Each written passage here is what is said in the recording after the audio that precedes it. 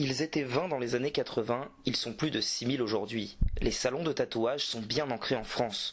Les tatoueurs doivent aujourd'hui se montrer atypiques et certains ont leur style. Pourquoi faire du réalisme Parce que je trouve ça important de pouvoir reproduire à l'identique ce que tu peux avoir en photo en fait. C'est pouvoir reproduire, souvent c'est beaucoup de portraits. C'est des choses qui sont souvent importantes pour les gens, pour des hommages ou quoi que ce soit. Je trouve que tu as une part qui est vraiment sympa, t'es pas que sur du dessin quoi.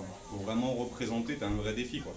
Pourtant, les demandes sont souvent similaires et il est compliqué de se démarquer.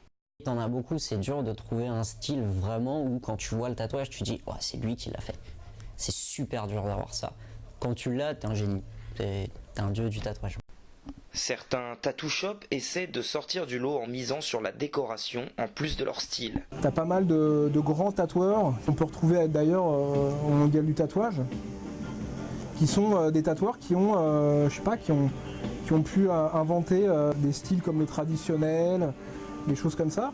Et c'est des styles qui ont forcément été un peu repompés par la mode. Je dirais pas que le tatouage est influencé par la mode, mais plutôt l'inverse, que la mode s'influence par le tatouage.